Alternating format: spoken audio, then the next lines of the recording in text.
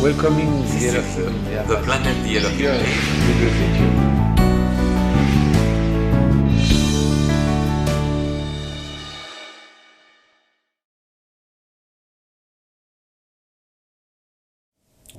Amis africains, bonjour. J'ai accepté cette proposition de votre guide continental, Tai Ewan, de parler par Internet, puisque mon projet initial était de venir en Afrique dans une salle, un stade avec au minimum 10 000 personnes. C'est un peu difficile à organiser et surtout je ne voyage plus du tout. Donc Tai m'a proposé cette conférence virtuelle grâce aux merveilles de l'Internet. Plus besoin de voyager, plus besoin de se fatiguer, c'est formidable et on est quand même ensemble. Bientôt on va pouvoir grâce à la technologie le faire en 3D avec les holographies, les hologrammes. Pour l'instant c'est juste l'image, mais ce qui est important c'est pas tellement l'image, c'est plutôt ce que j'ai à vous dire. Je tenais à faire cette conférence pour l'Afrique, qui est le continent le plus cher à mon cœur et à celui des Elohim. Pourquoi ? Parce que ça remonte très loin. Vous savez qu'on va fêter le premier dimanche d'avril la création de la vie par les Elohim. Et comme vous le savez, comme je l'ai déjà dit, Adam et Ève étaient noirs. Ça, c'est jamais dit, bien sûr, dans les pays barbares, c'est-à-dire les pays blancs.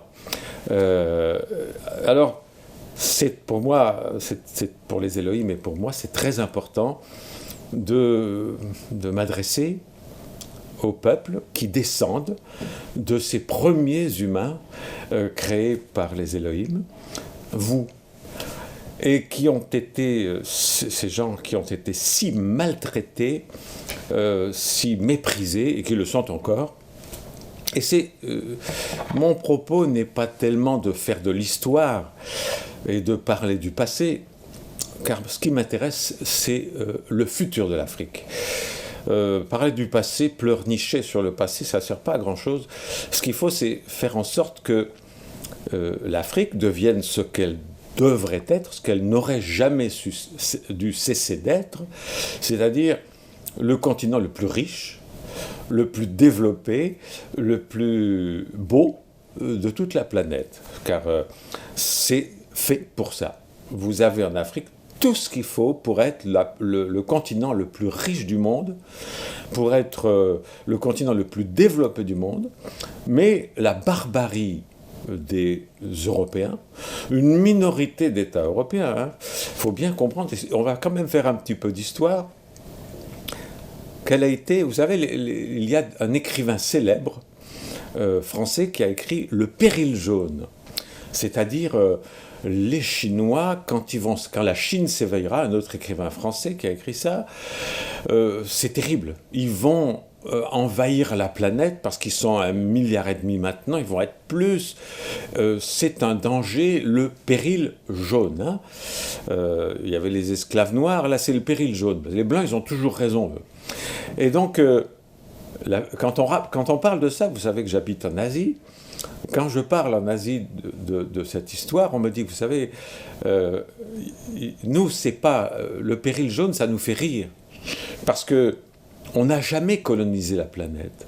Par contre, on connaît très bien ce qu'ils appellent, un grand écrivain japonais appelle la catastrophe blanche. La catastrophe blanche, c'est le mot parfait. 5 minuscules pays. L'Angleterre, minuscule. Si vous comparez la taille de l'Angleterre avec l'Afrique, même pas toute l'Afrique, avec le plus grand État africain, c'est une puce. La Belgique, alors là, c'est pas une puce, c'est une nanopuce. C'est le parasite d'une puce. La France, minuscule. L'Espagne, le Portugal, un peu la Hollande, on peut ajouter un peu la Hollande et un tout petit peu l'Italie. C'est une extrême minorité en surface et en population quand la colonisation commence. Et voilà que, alors que ces pays lorsque l'Afrique avait des civilisations très avancées, lorsque l'Asie avait des civilisations très avancées, voilà que ce petit pays, grâce à un pillage intellectuel, scientifique, car les Blancs n'ont pas inventé la poudre, ils s'en sont servis pour coloniser le monde entier, mais ils ne l'ont pas inventé. Ils étaient encore dans des grottes quand tous ces pays avancés avaient une civilisation avec l'écriture, avec le papier. C'est les Chinois, hein. On parle toujours de l'invention de l'imprimerie Gutenberg, etc. C'est les Chinois qui ont tout inventé, à peu près tout inventé. Et donc, ils se servaient de la poudre, les Chinois, dans leur grande sagesse, pour faire des feux d'artifice, pour la beauté, pour l'art. Et les Blancs sont allés prendre cette technologie, qu'ils n'ont jamais été capables d'inventer, tout comme le papier et les spaghettis d'ailleurs, parce que c'est Marco Polo qui a ramené les pâtes en Europe, et ça donne les spaghettis italiennes, c'est chinois. À peu près tout dans le monde de ce qui est avancé est chinois. Et donc, ils sont arrivés, ils ont pris la poudre, et au lieu de faire des feux d'artifice, ils ont fait des canons et des fusils.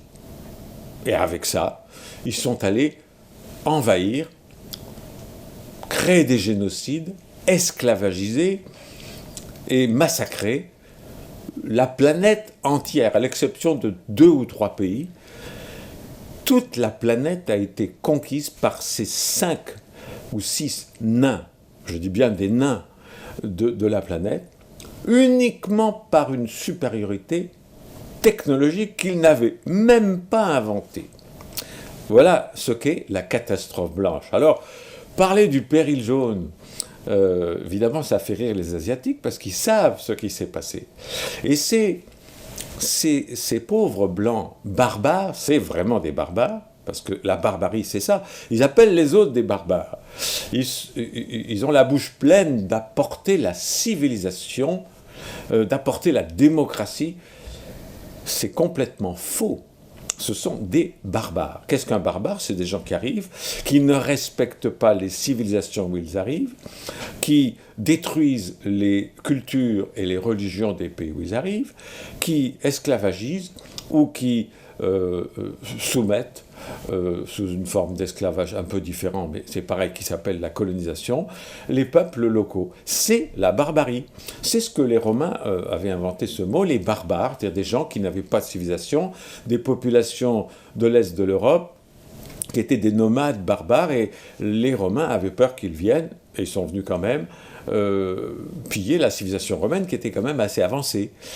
Eh bien, les barbares de la Terre, les barbares de la planète, c'est pas local, là, c'est toute la planète, ça a été les Blancs.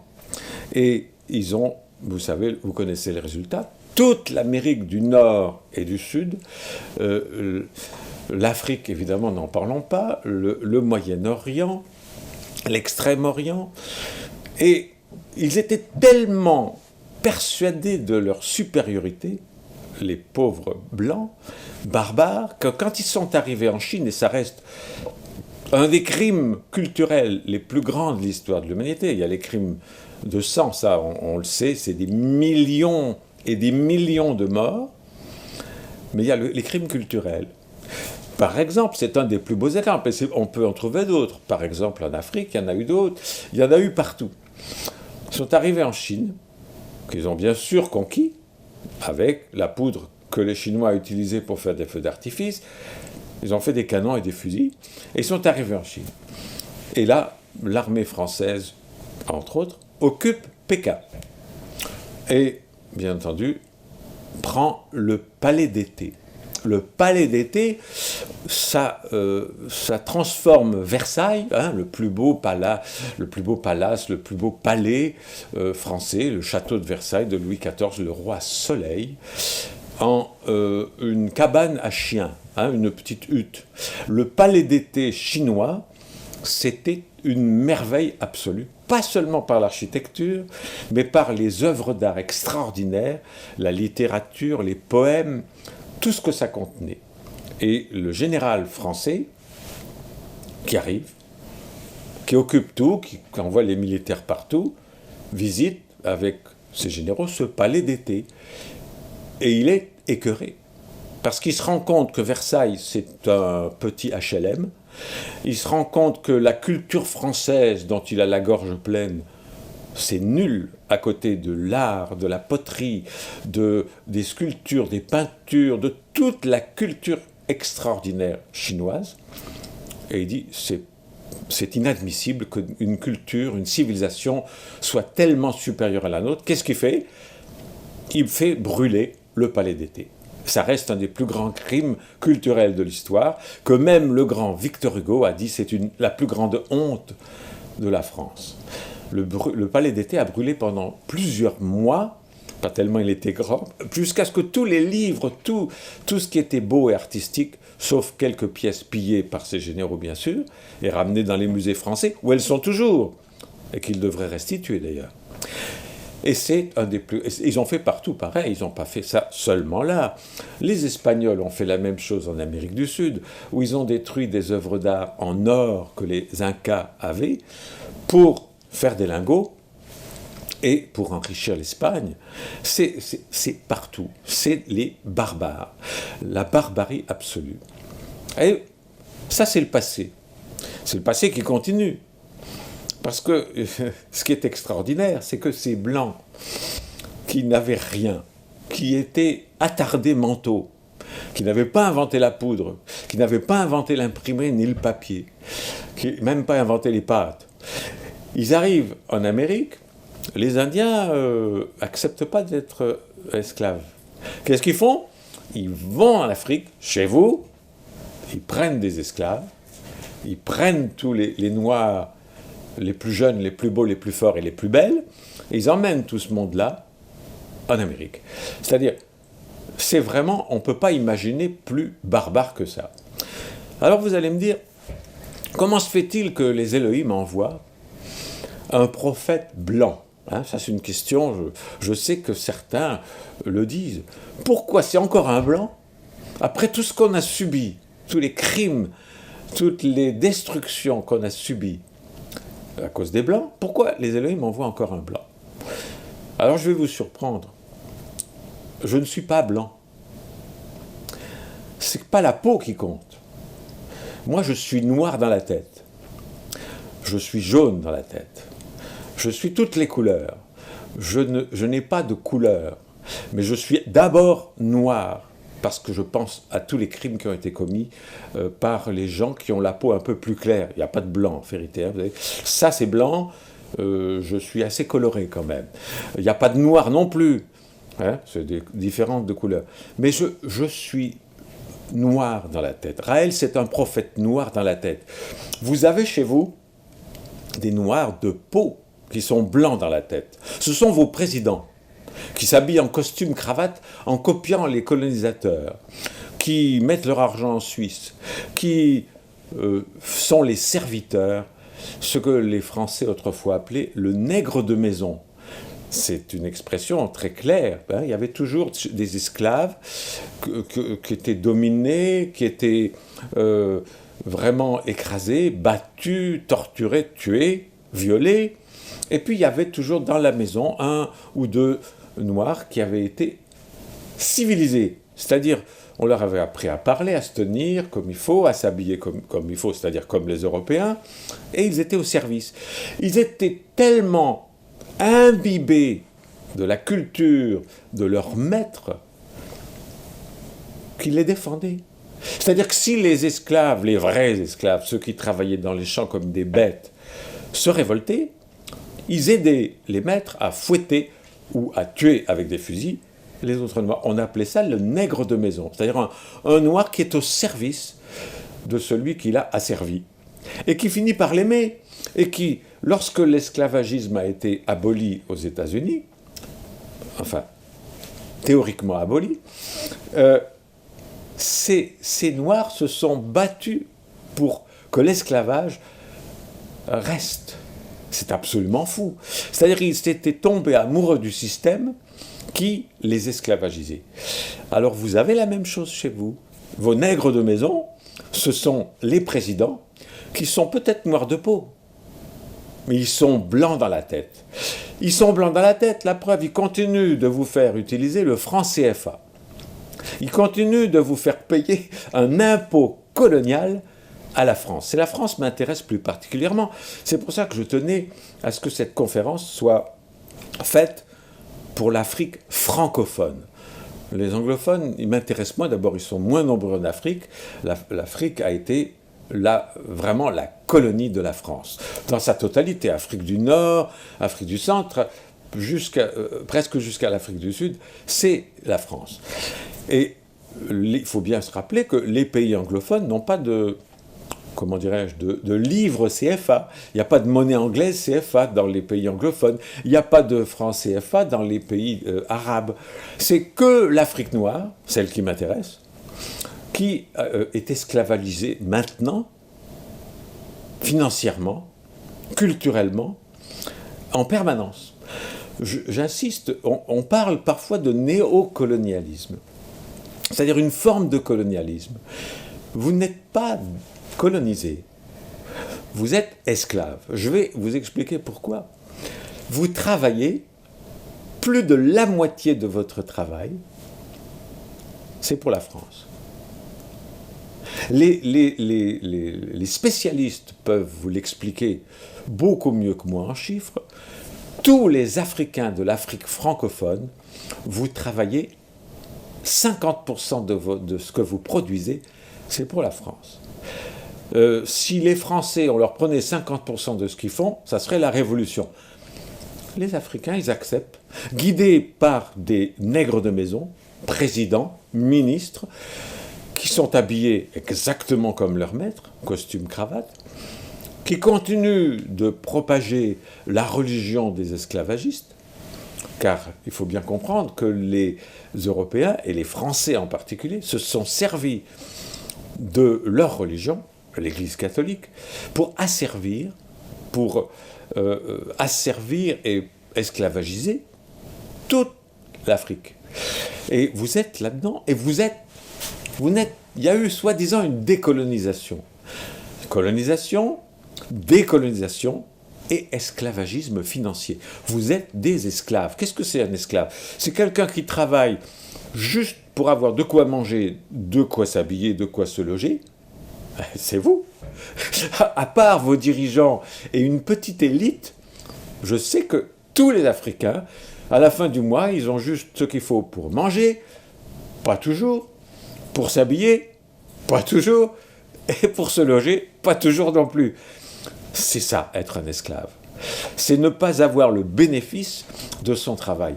Même 10% pour la France, ça serait trop. L'impôt colonial, des milliards, je dis bien des milliards, pas des millions, des milliards chaque année qui sont versés par les pays africains sous forme d'impôts à la France. Je rêve. Comment pouvez-vous accepter ça? Et ça vient, d'où vient cet argent?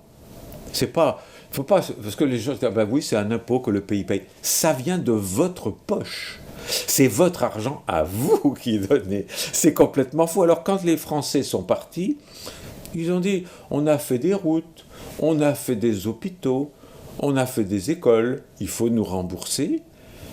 Et les marionnettes nègres de maison qu'ils ont mis en place ont dit, mais bien sûr, et ils ont signé.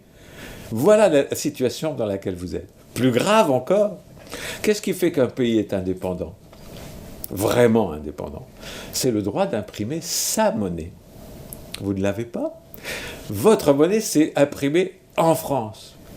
Et la France vous la donne au compte-gouttes. Quand vous, Africains, vous voulez aller ou acheter ou faire du commerce avec la Chine, merveilleux pays, ou avec les États-Unis, vous ne pouvez pas envoyer votre franc CFA directement l'échanger pour du dollar ou pour du yuanbi chinois. Vous êtes obligé de le changer en France contre des euros et ensuite vous pouvez l'échanger. C'est une folie. Et vous acceptez ça? Alors moi, ce que je dis, tout comme Thomas Jefferson, quand il y a des lois injustes, il est juste de se révolter. Et j'appelle les Africains francophones à se révolter. À se révolter parce que chaque fois que vous avez eu un président qui n'était pas un nègre de maison, qui disait non, je ne suis pas d'accord, je ne paierai plus l'impôt colonial, nous allons imprimer notre monnaie, les Français l'ont fait assassiner. C'est arrivé souvent, vous le savez, vous savez leur nom, c'est très simple, c'est facile à trouver sur Internet si vous ne vous en rappelez pas. Il y a eu un grand nombre, je dis bien un grand nombre de dirigeants africains qui se sont levés, qui ont dit « mais non, c'est pas acceptable », comme je vous le dis maintenant, et immédiatement, ils sont assassinés. Un des derniers exemples est la Côte d'Ivoire, mes chers. Vous avez Laurent Gbagbo, qui est un homme extraordinaire, qui a été capturé par l'armée française. Ils ont mis une marionnette à sa place et il est jugé pour un crime qu'il n'a jamais commis. Et il est jugé dans un tribunal indéfiniment. C'est-à-dire ça dure et ça va durer. Que veut la France qui dirige ce tribunal international ? Tribunal international, c'est intéressant, qui a été fait pour juger les criminels contre l'humanité. Attendez, pas tous. Il y a une convention internationale, mais l'Amérique, non. S'il y a un criminel contre l'humanité américain, l'Amérique ne reconnaît pas, les États-Unis ne reconnaissent pas ce tribunal. Beaucoup de pays ne le reconnaissent pas. Mais par contre, les Américains sont les premiers à dire qu'il faut l'utiliser pour juger les dirigeants africains qui ne nous écoutent pas, qui n'acceptent pas d'être des esclaves dociles. Voilà ce que ça donne, cette soi-disant justice internationale. C'est un tribunal d'injustice internationale. Et je sais, par le ciel, que le pauvre Gbagbo, on l'empoisonne à petit feu, car on ne veut surtout pas que tout d'un coup il soit acquitté, parce qu'il n'a rien fait. Il y a tout pour qu'il soit acquitté, et il va vouloir revenir en Côte d'Ivoire. On ne veut pas, donc on va tout faire pour... On a déjà préparé son assassinat politique. C'est la France qui fait tout ça. Pourquoi ? Parce qu'elle ne veut pas qu'il y ait des dirigeants. Imaginez si Gbagbo revient, ça va être le délire en Côte d'Ivoire pour l'accueillir, et ils ne pourront plus rien faire et le capturer une deuxième fois. Donc, qu'est-ce qui se passe ? Comment faire maintenant en pratique pour le futur, pour vous défendre ? L'Afrique, pays cher au cœur des Elohim, dont je suis le messager, comment faire ? Eh bien, il faut vous révolter. Et pour se révolter, il faut proposer des choses nouvelles.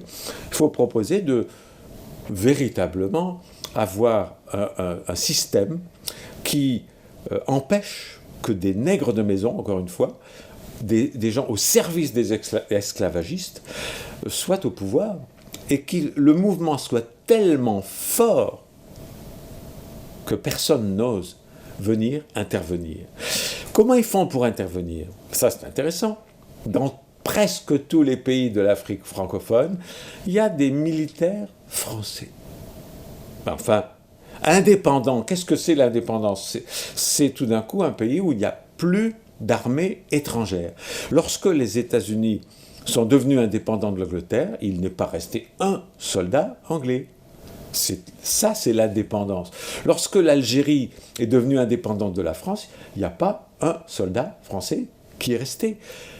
Mais alors, pourquoi dans tous les pays d'Afrique francophone, il y a des bases militaires françaises ? Alors ils disent, c'est pour protéger nos ressortissants en cas d'instabilité politique. Belle histoire, très belle histoire. Maintenant, l'instabilité politique qui pourrait mettre en danger la vie des citoyens français vivant en Afrique. En France, il y a beaucoup d'instabilité politique et un racisme terrible qui fait qu'il y a énormément de victimes africaines qui sont tuées par des racistes ou qui sont maltraitées par des racistes. Normalement, il y a une règle internationale qui est la réciprocité. C'est-à-dire, récemment, les États-Unis, il y a quelques années, ont imposé d'énormes difficultés pour les étrangers, même les Européens qui pouvaient aller aux États-Unis sans visa. Tout d'un coup, il faut un visa. Donc même les Européens maintenant doivent obtenir un visa pour aller aux États-Unis. La communauté européenne vient de dire, oh, attendez, réciprocité, les Américains qui veulent venir en France, on va leur demander un visa. Il n'y a pas de raison que les Américains puissent aller librement partout et que les autres pays doivent passer par un labyrinthe de demandes pour obtenir peut-être un visa pour aller dans ces pays. Donc ça s'appelle la réciprocité. La réciprocité pour les bases militaires françaises, la présence militaire française en Afrique francophone, ce serait qu'il y ait des militaires ivoiriens ou gabonais ou de toute la en France pour protéger, bien sûr, pas pour intervenir, pour protéger la communauté africaine vivant en Afrique, qui est beaucoup plus importante en nombre que les Français vivant en Afrique. Il y a une poignée de Français vivant en Afrique, mais une armée pour les protéger. Il y a des dizaines de milliers d'Africains vivant en France. Il n'y a pas d'armée pour les protéger. Ah, mais la police française s'en charge. Alors pourquoi la police africaine n'est pas capable de protéger? Donc ça veut dire qu'on considère avec mépris, il n'y a pas équivalence, il n'y a pas réciprocité. Qu'est-ce que ça veut dire? C'est une occupation. Et on l'a vu très bien dans tous les incidents qui sont intervenus, dans toutes les tentatives de révolte contre le pouvoir français qui sont arrivées. Qu'est-ce qui s'est passé? Qui a capturé Gbagbo en Côte d'Ivoire? L'armée française, présente pour protéger les Français. Ben, tout d'un coup, non, elle n'était pas là pour protéger les Français. Elle est intervenue militairement. Elle a commencé par détruire l'armée indépendante ivoirienne, l'aviation indépendante ivoirienne. Waouh, les Ivoiriens étaient fiers. On a une aviation. 3 vieux mystères qui pouvaient encore mystérieusement voler, des vieux avions dépassés, et automatiquement, on les a détruits tout de suite. C'est pas une armée, ça. C'est une plaisanterie, 3 avions. Et les armées de tous les pays africains sont maintenues volontairement à l'état de micro-armée, soi-disant pour la défense nationale. C'est une blague. Vous n'avez pas de défense. Le modèle existe pour changer tout ça. Quel est le modèle? Un pays pacifique, un pays merveilleux, un pays vraiment démocratique, la Suisse. La Suisse, au cœur de l'Europe, n'a pas une armée, il y a une très petite armée, mais chaque Suisse est immédiatement militaire si c'est nécessaire. Comment? Tous les Suisses ont le fusil à la maison. C'est une milice, c'est ce qu'on appelle une milice.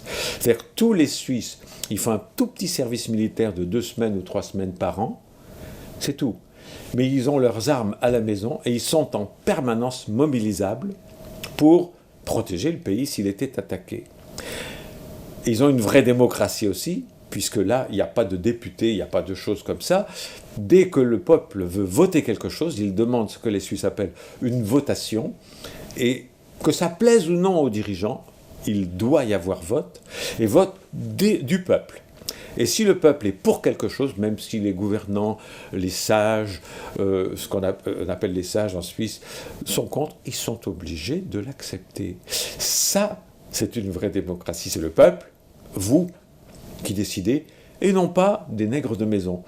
Il faut que, pour vous, la seule façon que vous avez de vous libérer, non pas de ce néocolonialisme, c'est de l'esclavagisme. Encore une fois, imaginez-vous, vous travaillez peut-être 8 ou 10 heures par jour, vous travaillez 4 ou 5 heures par jour pour la France.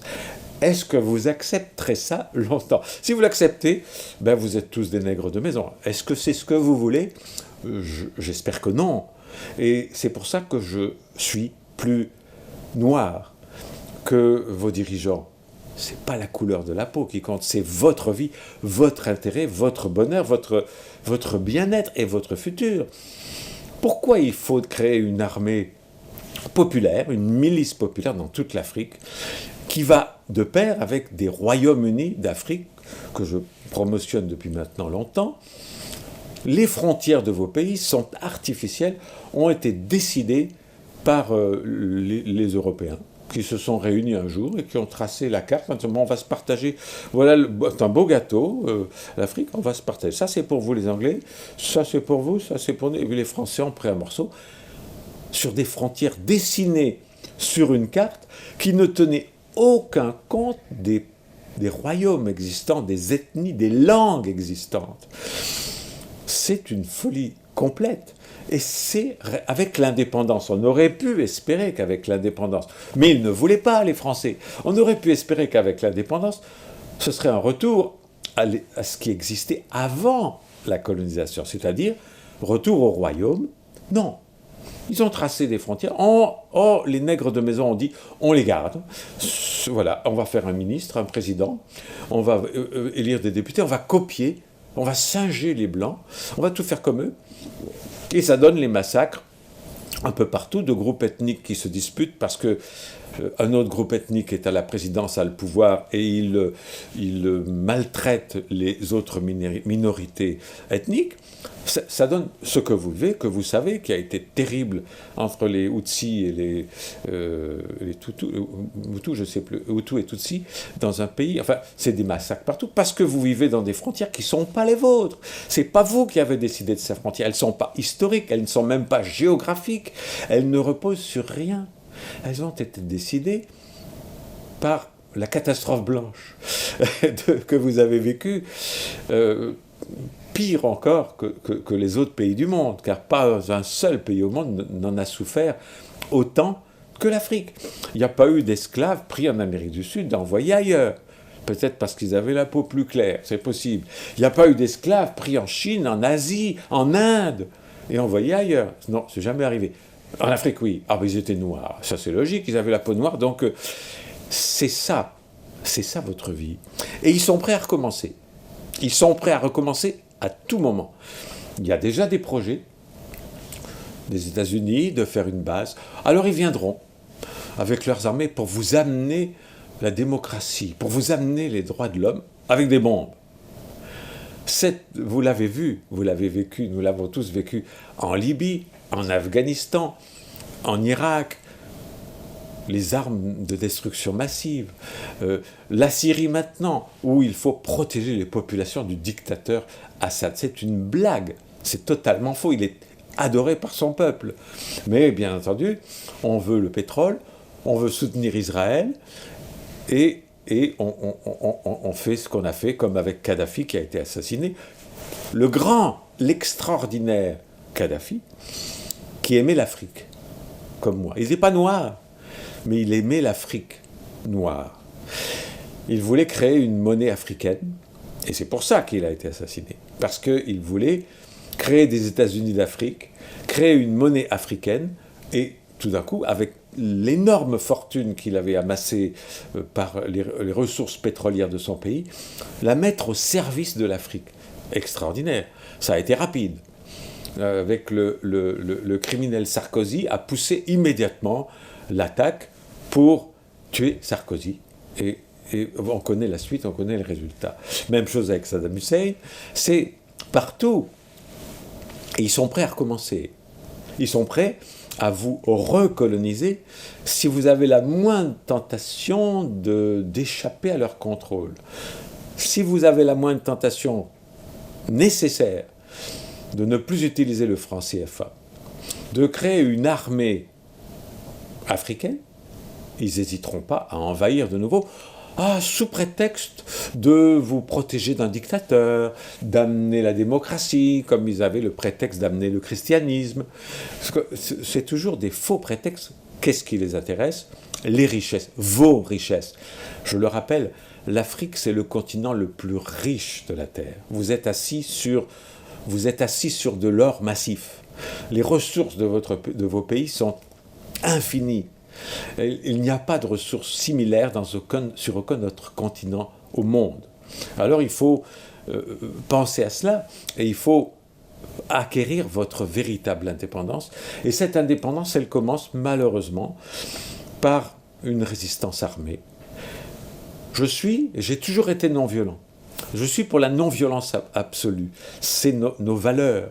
Malheureusement, la non-violence absolue dont le plus grand apôtre était Gandhi, qui est l'être dans l'histoire de l'humanité que j'admire le plus. Gandhi qui a chassé les Anglais par la non-violence. Ça, c'est l'idéal. Pourquoi ? Comment ça a pu arriver ? Pourquoi n'y aurait-il pas la possibilité qu'il y ait un Gandhi africain ? Parce que c'est impossible, pour la bonne et simple raison que sur la planète, il n'y a plus de compassion.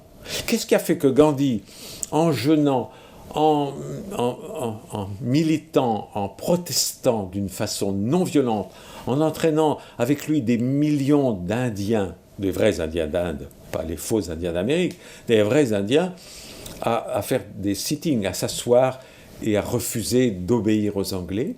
Qu'est-ce qui a fait que les Anglais ont dû partir ? C'est pas leur main nue. Tout cela a été rapporté dans les médias, les vrais médias de l'époque anglais. L'opinion publique anglaise a été scandalisée et les Anglais sont repartis. La même chose est arrivée lors de la guerre du Vietnam. Les Américains étaient en train de massacrer des jaunes, évidemment c'est des jaunes, c'est pas grave. Et les médias américains ont informé les populations d'énormes protestations pour la paix et les Américains ont perdu la guerre. Pas militairement, mais parce qu'ils ont été contraints de revenir chez eux, parce que les Américains se révoltaient, ne voulaient plus être associés à ce crime qui se commettait en leur nom au Vietnam. Ça n'existe plus, ça. Maintenant, s'il y a un Gandhi africain qui se lève et qui entraîne 10 000, 100 000 Africains dans la rue à protester d'une manière non violente, ils vont envoyer une bombe pour détruire tout le monde. Ils vont attraper le Gandhi africain, ils vont le mettre à Guantanamo. Il n'y a plus de compassion. Et s'il n'y a plus de compassion, il ne peut pas y avoir de Gandhi. Il ne peut pas y avoir de Yankee Go Home comme à l'époque du Vietnam, car tout le monde s'en fout. Les Blancs s'en moquent complètement. Du moment qu'ils ont leur télévision, leur programme abrutissant de variété, de concours de chanteurs, de loto, de courses de chevaux ou de football, ça ne les intéresse pas. De temps en temps, ils s'émeuvent pour un chien qui est tombé au fond d'un puits, pour un lion en Afrique qui a été tué par un dentiste. Alors là, c'est tout d'un coup, waouh. Mais les millions d'Irakiens, de Libyens, de Syriens, Gaza, un camp de concentration énorme où des enfants sont en train de mourir, où il n'y a pas d'eau, où personne ne bouge. Ah, mais un chien tombé dans un puits, alors là, c'est un scandale. Tous les médias américains, il faut sauver ce chien. Pour un lion célèbre, qui a été tué par un dentiste dans un safari organisé, où il a payé sa place au Kenya, et tous les médias américains, la population est scandalisée. Comment peut-on tuer les lions ? Je suis désolé, je m'en fous de ce lion. Ce qui m'intéresse, c'est les enfants de Gaza. Parce que c'est des êtres humains.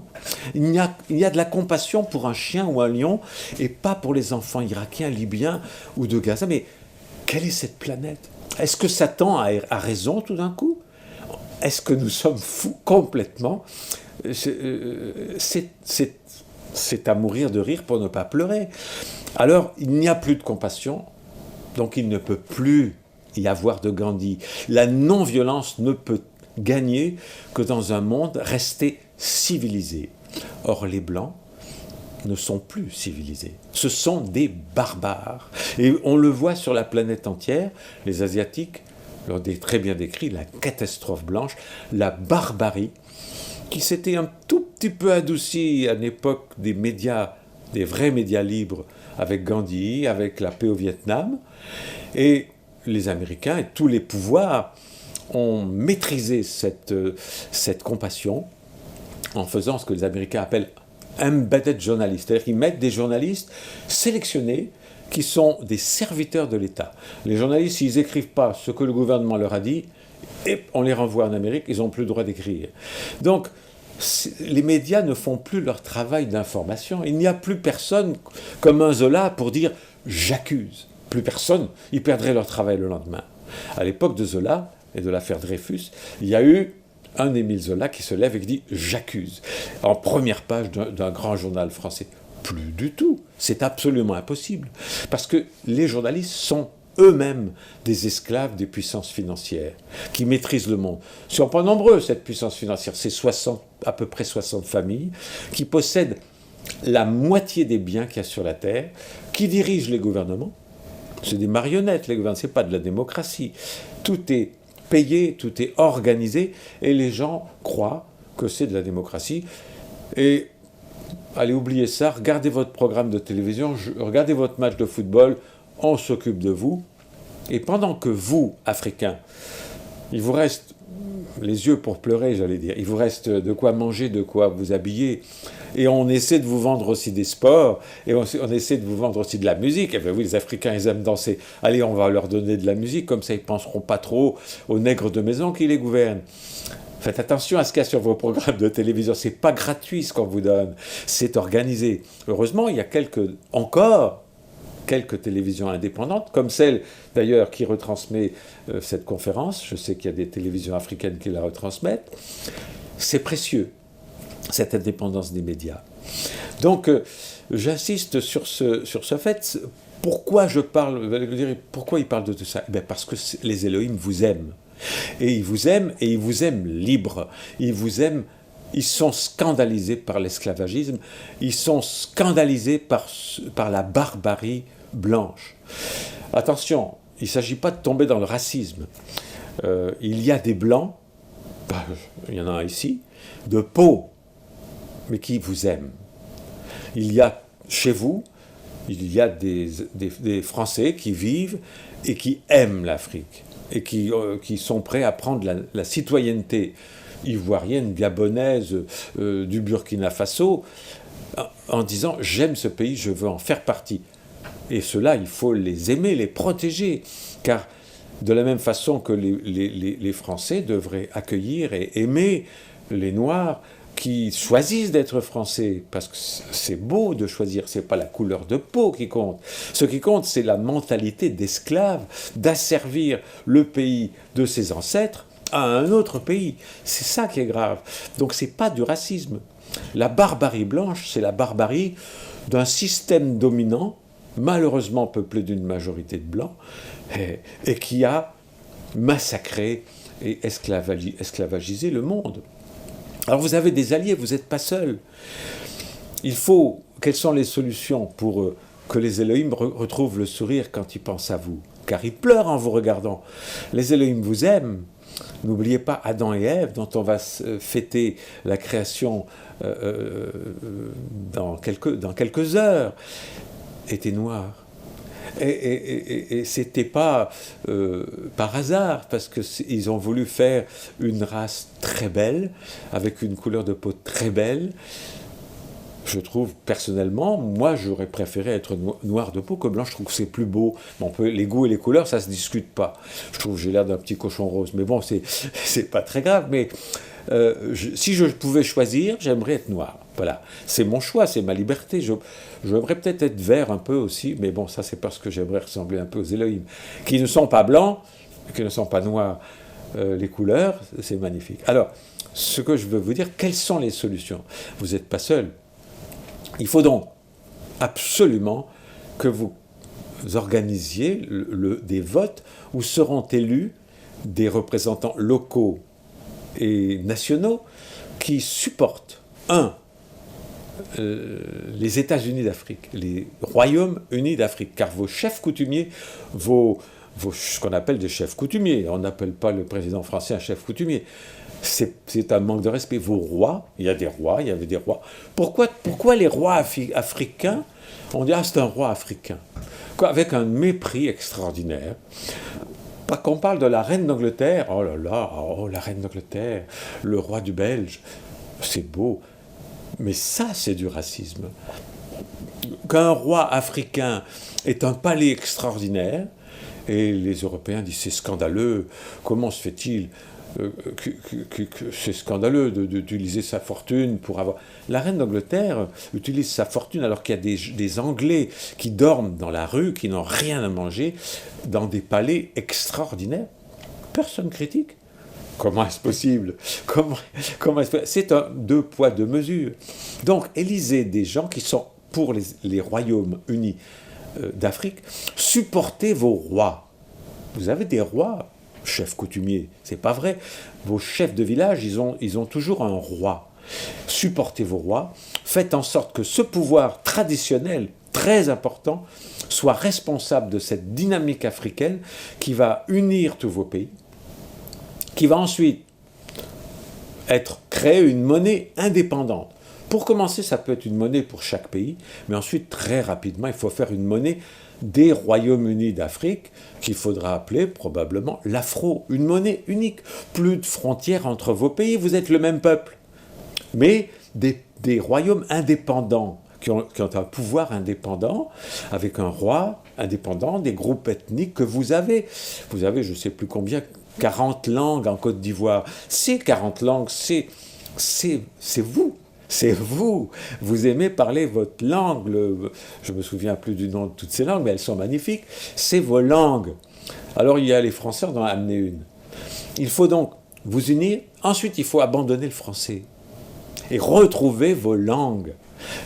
Que vos écoles vous apprennent vos langues à vous, qui ont une histoire, une tradition, qui sont magnifiques. Vous avez eu dans le passé des écrivains dans vos langues à vous. Pourquoi parler la langue de ceux qui vous ont asservi et qui continuent de vous asservir et de vous exploiter? Il faut une langue internationale. Oui, elle existe. C'est l'anglais. Donc, que toutes les écoles apprennent l'anglais, que tous les peuples de Kama, d'Afrique, Kama, le nom originel, parlent anglais. Et la langue de leurs ancêtres, les deux langues. Mais plus le français. Pourquoi plus le français? Parce qu'aussi longtemps que vous parlez le français, vous restez... C'est un mode d'asservissement culturel que de parler le français. Tout comme c'est un mode d'asservissement de rester chrétien ou catholique. Vos ancêtres, qui sont pour certains sur la planète des Elohim, vous regardent.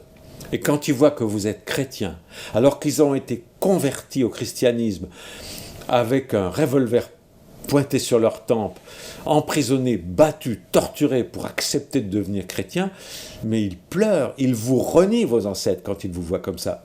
Comme l'a écrit Uriel dans son livre, un noir chrétien est un traître à la mémoire de ses ancêtres.